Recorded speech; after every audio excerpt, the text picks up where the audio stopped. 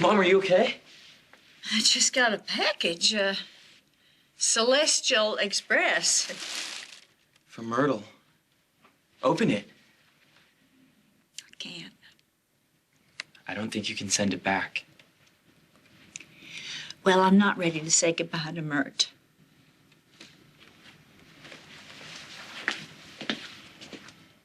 How many times did Myrt tell me to hold strong, always with nearest and dearest?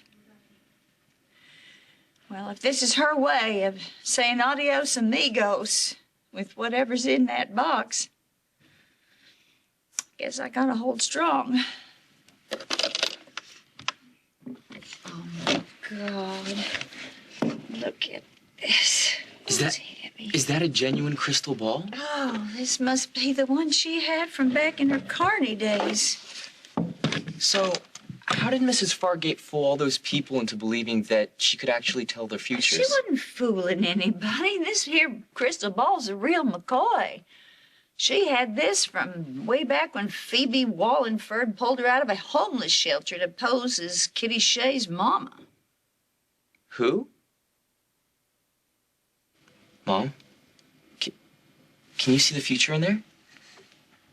The past. Myrt's past. Look. Link invited me here. He considers me one of the family. One of the family? Yeah. We're very old friends, and I have a great affection for him. As well you should have. But let me warn you, don't you ever dare delude yourself that you have any claim to an alliance with the Tyler family.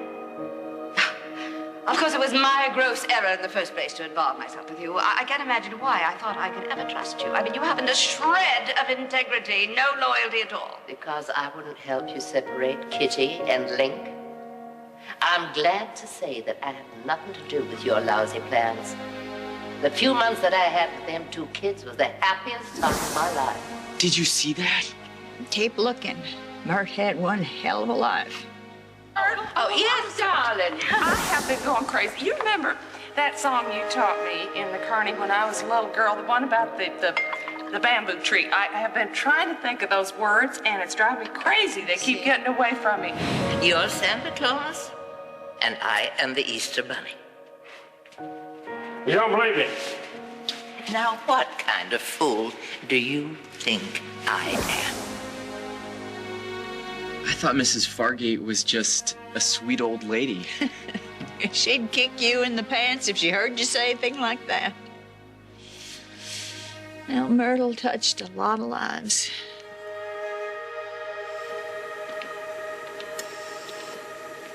Hey, beautiful. I got some sad news. Myrtle died last night. She passed in her sleep. It's peaceful, they said. It's always full of surprises, isn't she? She had one more for me. She sent me a package. But I didn't want to open it up. I didn't want to open it without you, so I thought maybe we'd do that now.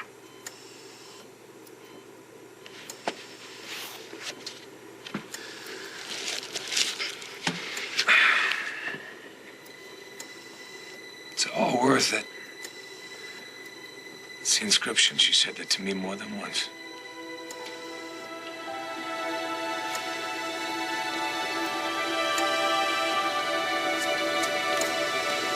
Look at that.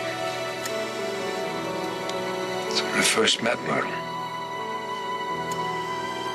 I set up the game to find out who killed my brother.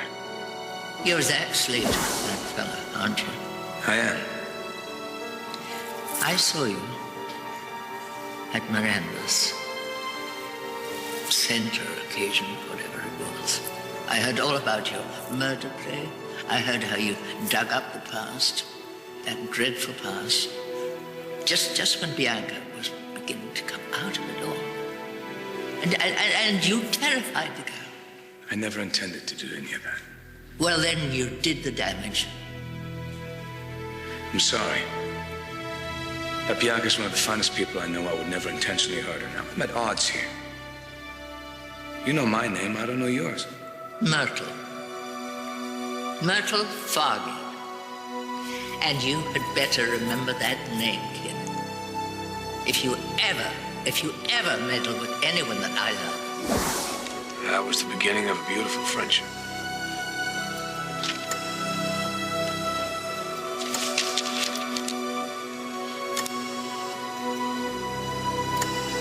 It's a picture of me holding Miranda when she was a baby. Miranda is your love. Now, take an anthem of God's love and God's innocence, and that'll take all these off your brow. It wasn't the first time she set me straight on love. She's one of our biggest fans, you know. Even when I thought it wouldn't stand a chance.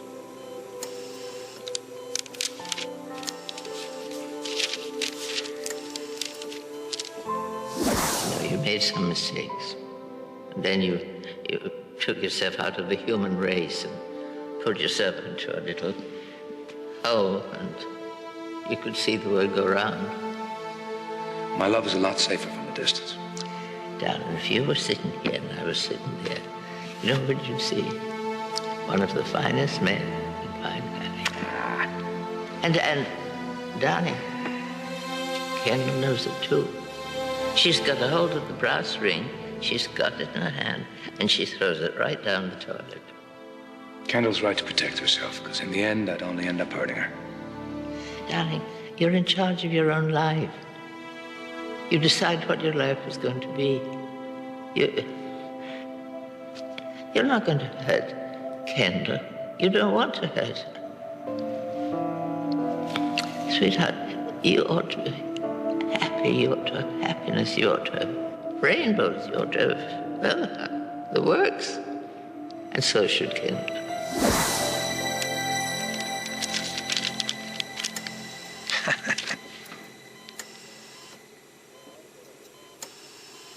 Finally grabbed the brass ring. It's always there when we screwed up, when I screwed up. Always there.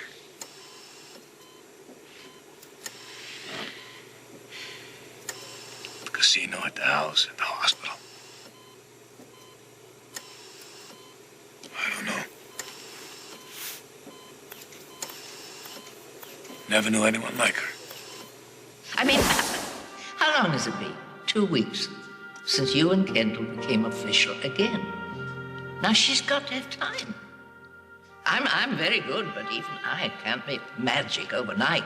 You thought you had all kinds of tricks up your sleeve, but that's it. Tell me to sit back and wait. No, the preacher didn't put the words for better or worse into the vows for nothing. You've got to have patience. I mean, that is the best I can do. Patience.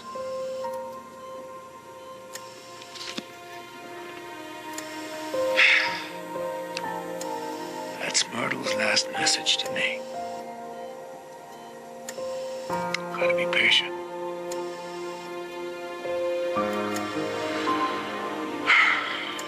Your husband's gonna try to be patient. That's gonna do it.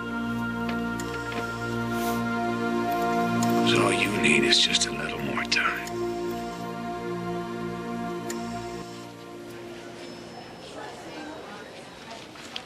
Slater, hold on. Have you had a chance to tell the rest of Kendall's family it's just a matter of time? No, I haven't.